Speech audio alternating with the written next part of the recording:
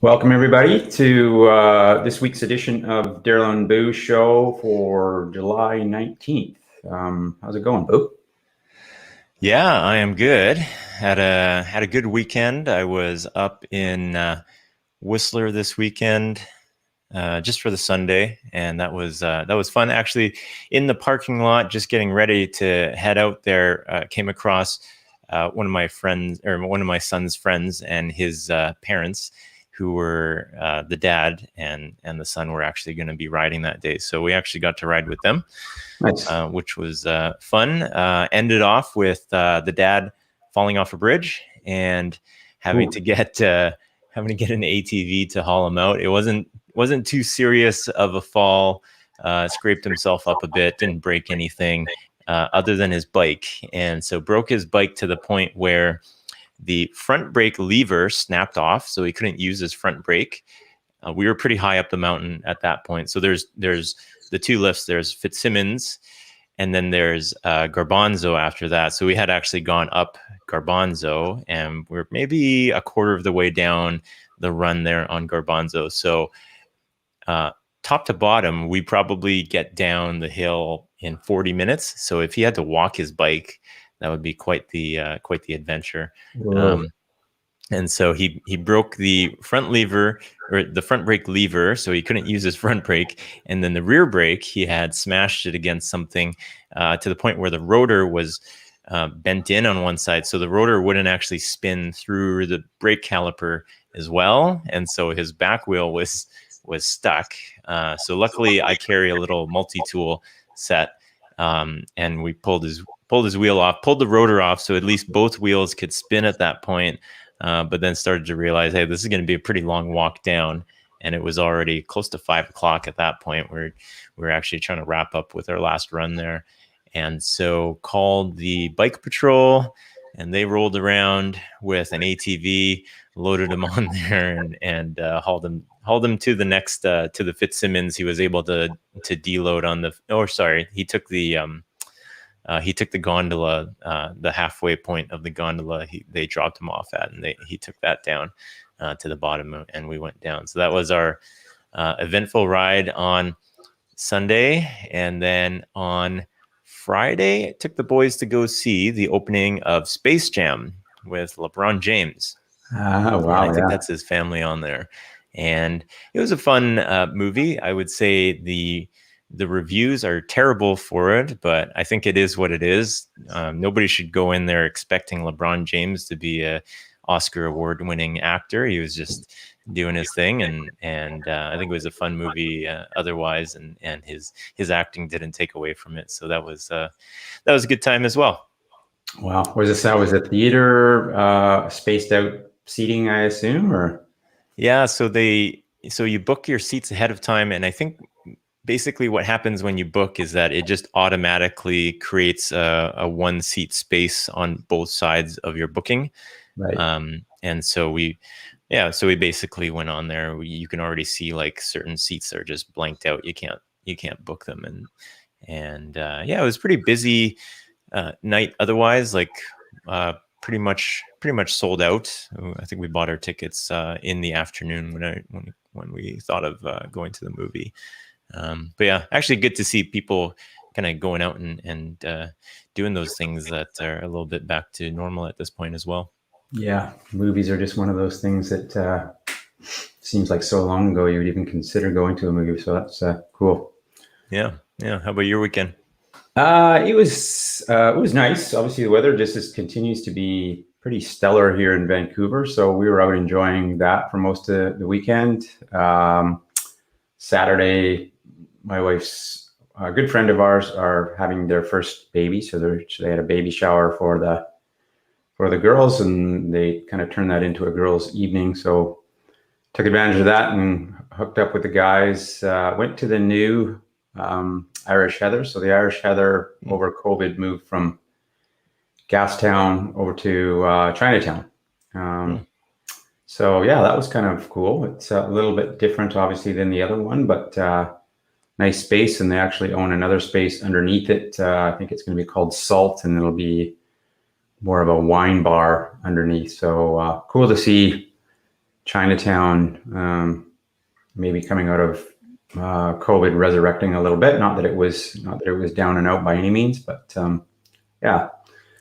So yeah, it was a nice weekend overall. We're actually heading up to Whistler next weekend, and we're going to do a work from Whistler week up there. So looking forward to that. Yeah, we'll get out and do some rides and nice all the fun stuff that goes along with Whistler. So very nice.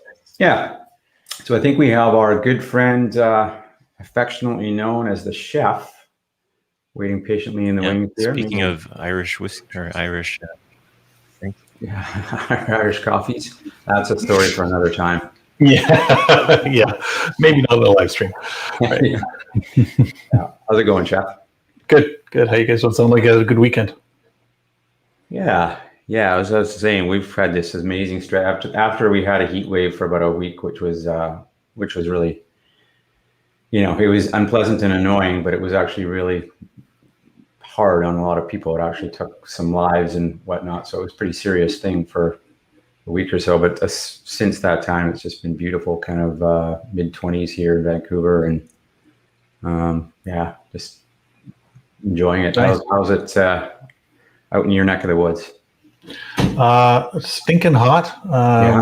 It's we were well into the low 40s yesterday with the humidex. So high 20s, low 30s, then throw the humidity on. We had a tornado come through. So Barrie, which is about 20 minutes away from. It's about a half an hour, 40 minutes away from here, but basically there's sort of this tornado alley. The air gets picked up over the Great Lakes and sort of comes across the province, and then in and around Barrie, where there's another lake, like the Lake Simcoe, where I used to have my boat. That cools it down. It starts to cool down, and then these tornadoes will just whip in. And so Thursday night, it's like Barrie got torn apart, and a couple dozen houses ripped apart, and it was so we have had some crazy weather here too, like nothing on fire like you guys are going through, but it's still it's still, I don't know, it's just turbulent weather. So, but nice. Like we can't, again, when it's not pouring sideways, we've had some nice weather. So yeah, some nutty stuff continuing to go around the world. Actually, Sunday morning, I watched that movie I Am Greta, Greta Thunberg. Oh, yeah, which was interesting, but still, eye-opening when they had some pretty alarming statistics on there just about how bad it is right now. But yeah, you can obviously see it in real time. There's just crazy stuff going on all over the world right now. Well, it's funny. My daughter, I mean, she's not young by any, she's in her mid-20s, and it's funny because I was talking to her last night, and I was saying how hot it is these days, and she goes, well, what did you do? Like, did you just have the air conditioning on in the when you were a kid? And I'm like, I don't have air conditioning. I said, it was a hot day. It was 25 degrees, and you went outside. I mean, you found some way to cool off. Like, we just didn't have the hot days we have now. And I mean, now you wouldn't in the Toronto area, you wouldn't consider having a house without some sort of air conditioning of some way, somehow. Growing up, I mean, nobody had air conditioning. No. And sunscreen was, I guess it was a thing, but I, as a kid, do not remember putting it on, and don't remember ever getting burned as a kid. Now you go out with 25 minutes and you don't have sunscreen on. Yeah, it's crazy. It is different. Yeah. I always remember when it gets hot and I get into my car, I always think about when I was a kid, and my parents never had cars with air conditioning in them. And so I just always remember they would pop into the store or something. I think I would maybe crack a window open, but I just remember, why was I sitting inside of a car where it was so hot? Like, why didn't I just get out of the car or something? But no air conditioning whatsoever back then. I just feeling that humidity, I guess, just sitting inside of a car. Yeah. Well, even just the whole idea of leaving your kid in the car when you go inside. It's a different world too. So. Yeah, you get arrested for that now. Yeah. On a more positive note, though, the Blue Jays are heading back to Toronto here imminently, which is see if we can get into it. I definitely want to go see a game. So it's funny, they're limiting the number of fans to 10,000. I mean, you can get 50,000 people in there. They haven't had more than 20,000 people at a game, and maybe they have, but it's not. It's very rare to get 25, 30,000 people to a Jays game. So they're saying, they're limiting it to 10,000. That might be just a good way to boost the attendance up to 10,000. So I definitely gonna go see a game. That's high on my list, and maybe September. So. Yeah, I would say the most exciting team in baseball right now. Certainly, there's a lot of firepower there, and a lot of good young talent. They didn't make friends in Texas yesterday, that's for sure. that was fun to watch. Yeah. So, what do you got on tap here, Boo? Have you got some a few current events to? Yeah. So a couple things, actually. Let's hit some of the sports stuff. I came across this, and I don't know if you guys had seen this, and I'm hoping this actually will play through here.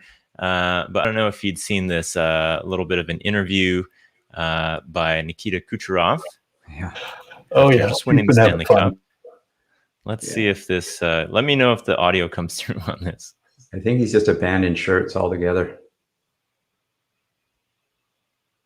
Is that audio coming through? Not hearing any sound now. No. Oh no. This is you can see what he's doing.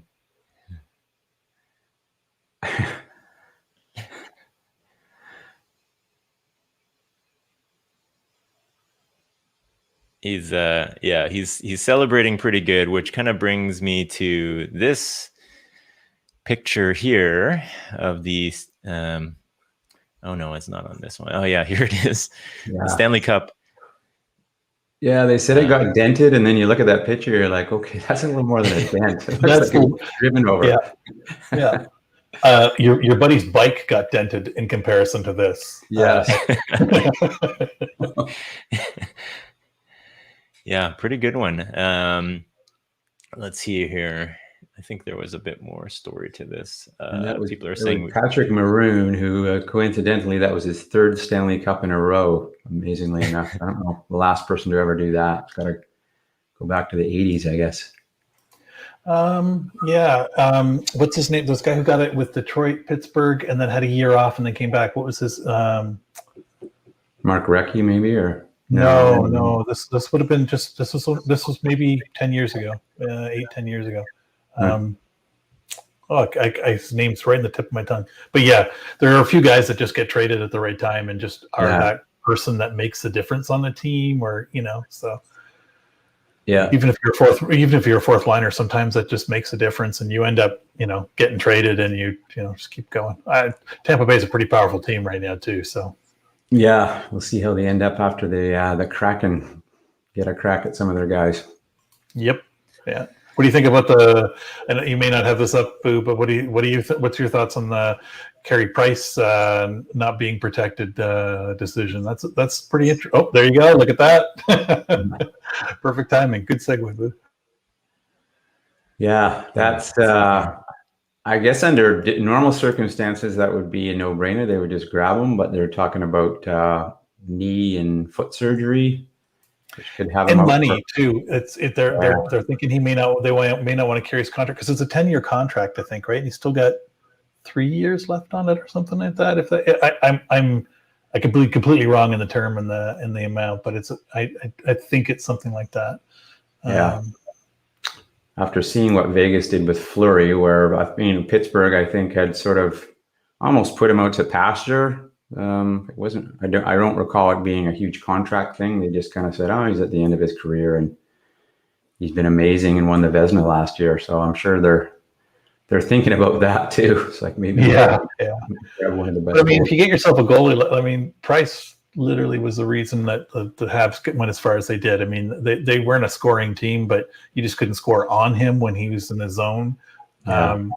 I had said to a buddy, thinking that the other goalie, can't think of his name now, was going to be in net when the Leafs were playing him. I thought, they don't have Price, don't worry about it. And then Price comes in the first game, and I was like, oh, this is not going to be good.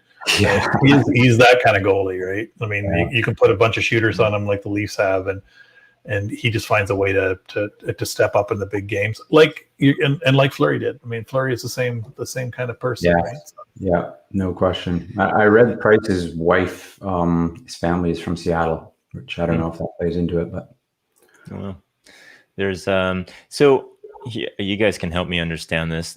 The Kraken play their first preseason game next week, I think. Really? Is it? Oh no, maybe it's September. Sorry. Yeah, I think it's September. I think the idea was they were supposed to do it if COVID hadn't hit. I think they would play something in end of August. I thought that was kind of the plan, but I think it's in September now. Yeah, that would make more sense. They don't pick their team until Wednesday, so. Okay. Well, do they pick their whole team? They still get draft picks on Saturday or Friday and Saturday, right? I think. I believe so. Yeah, I guess they'll have that. Yeah. You're right. They'll have the bulk of the team selected by Wednesday. Right. Yeah. Yeah. So some names here of potential folks. Yeah, there's some quality. That's for sure. It'll be, and I would say, obviously, the watching Vegas, their approach and their model that they used is, if they just use that as a template, amazingly successful, because Vegas has been good since day one and they continue to be good. I think they're just getting stronger and stronger.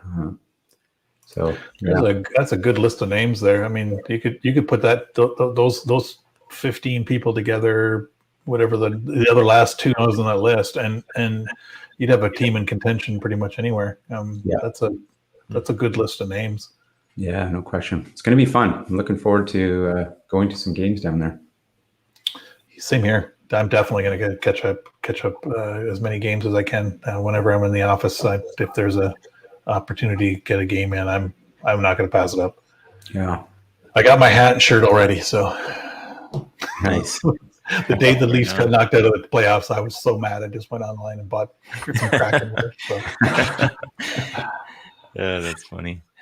Another little bit here, just changing directions a little bit, but some, this was a little while ago, a few extra, a little bit more than a week ago. But Richard Branson, being the first of the billionaire space race club to get into space, or just below the Kármán line, I guess they were saying. But it depends on how you define the Kármán line. I mean, you could say he's there.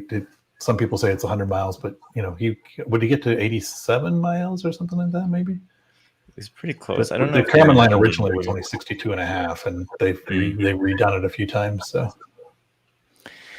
I think it's pretty cool. I mean, it's literally just a really fast plane and a really high flying plane. I mean, I'm not downplaying it at all. I think it's really, really cool.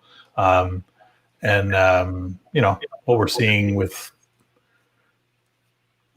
space tourism, I think is awesome. I mean, I would not turn down a flight on that thing, or a flight on you know, New Shepard, or or any other flight. I mean, it's been my dream for 50 some years now. So that wouldn't be something I would. I think it's great. It's expensive. What I think it's really doing is it's changing the dynamics for safety too. I think we're getting the reps that we need, that we wouldn't have had. When you look at the space shuttle, I mean, I forget the actual count. I think it was 123, maybe something like that, flights that the space shuttle ever did, and in most cases, that's, you know, Boeing wouldn't even put a third person on a plane at 123 flights, right? Let alone, you know, they'd have the 2 crew members that they absolutely have to have, and they might risk a flight engineer in those numbers. So, I mean, we're just starting to get to the point where this is going to become a little more manageable. You know, good on Bezos for stepping and putting his foot into the, you know, on the ship tomorrow. I think it's, you know, that's cool. It's brave. Oh, is this tomorrow? Yeah. Nice. Yeah, that'll be cool. Yeah, $250,000 US, I assume, for a ticket to reserve for Virgin Galactic. 600 people have reserved this already, including celebrities. Yeah, it's crazy. Kind of begs the question, though, too. I mean, this is awesome that we're doing this, and investment in space travel is obviously a good thing. But if you took all this money that has been spent and channeled that into the environment crisis, you know, maybe that's a better way to spend all this money. But still, you can't help but think it's pretty cool.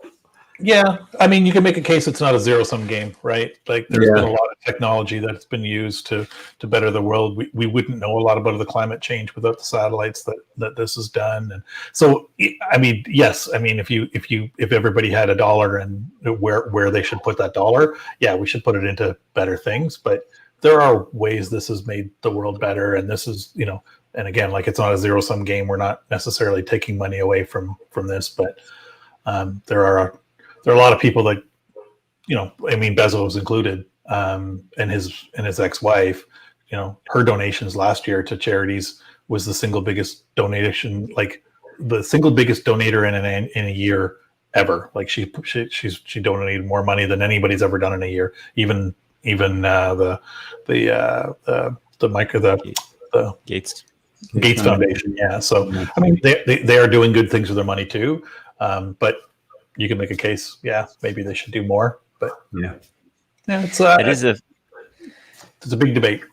I think that's a fascinating thing too, when you think of how much she's donated, and one would think, hey, it's why don't these people just give all their money away? And it seems like it's easier said than done to give away billions of dollars. Yeah. But to actually, you know, vet out where it's going and determine, you know, who's deserving of billions versus who else, and what kind of causes you want to support and where they're going to be. And so good on her for distributing that much money. That's it's not no small feat. And from what I understand, and I'm sure there's a lot of Amazon spin being put on these things too, but she's very involved. Like, she wasn't giving like $4 billion to one organization. She was giving, like, you know, 100 million to one that she was involved with, and she gave, like, you know, a couple million to another one that she was involved with, and all of that interaction added up to such an amount that no one had ever given before. And I think that's good. I mean, it's one thing to just write a check and say, someone go worry about my money.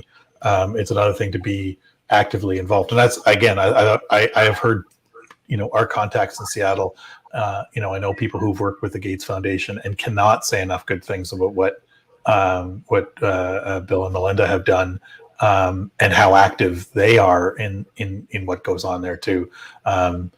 mean, you can, because there's a lot of jokes of, COVID jokes you can make about about Bill Gates, but he's done a lot of really, really, really good things. And it's not, and if you watch his, his documentary, the things on what they've done, it's not just giving money, it's giving money at the very core level so that people can make use of what they do, and it gives them money, gives them power. And it's a means of making, it's teaching people to farm, not, or fish, I guess is the thing, right? It's not giving billions of dollars of fish. It's teaching people how to make a rod and reel, not even just how to fish, which I think is really good. And I think when we see that, that's world changing. Yeah. But to your point, Boo, it's not just a simple thing like cutting a check. Like at every level, there's somebody wanting to take a piece out of that, and not everybody's intentions are completely altruistic. And then you've just got, so many of these places are just from third world countries that you're looking to help out with corrupt government. So how do you get around that? But anyways, big topic. Yeah. That's all I got for you guys today. We've covered everything. We covered the whole world. Perfect. Or actually, even low Earth orbit. Yeah. What kind of discussions, maybe before we close off here, Chef, what kind of discussions, it's been a little while since we chatted with you. I know you talk to lots of different customers, big, small, all over the world, really. Is there any sort of common theme on discussions that you've been having lately, or a few topics that are coming up more often? It's app modernization, I think, is the big thing. So we're seeing a huge shift, and that there are cases where people are taking advantage of technologies that maybe don't have the framework that, the protections around them yet, because they're new, or they have them but people don't know that they're there. So we're seeing people take advantage of things like GraphQL and new API kind of technologies, and then not necessarily having a vulnerability or a breach, but they're not implemented in such a way that there is vulnerable data. I keep going back. This is my new thing I've been saying for the last couple months is, this is really because developers have been developing with intentions of, good intentions. We expect people to use our tools for good, and not turn the plow into a sword, or turn the handle of that plow into a knife and cut yourself. And so a lot of the tools that we're talking to customers about these days, and a lot of the vulnerabilities we're talking is how those things are happening. So we've seen that with farm equipment companies and sports companies over the last few months, where their APIs are out there, and people are just walking in and grabbing the data without having to authenticate, or being able to get deeper into the network than they expect them to. That's been a big message that I'm getting from customers, and trying to figure out how we can solve those problems for people. So that's been a big message. Awesome. Interesting. Yeah, we just started over the last few weeks talking to customers about Volterra, which for me it's been really interesting and eye-opening. As I always kind of look at this technology and then say, okay, it seems cool to me, but the litmus test is when you start to hear questions and feedback from customers. And so far, it's been really exciting. Everybody's seems to see this Volterra solution as different, and potentially, a platform that could really help them make their lives easier. So, I'm looking forward to kind of seeing how this evolves over the next couple of years.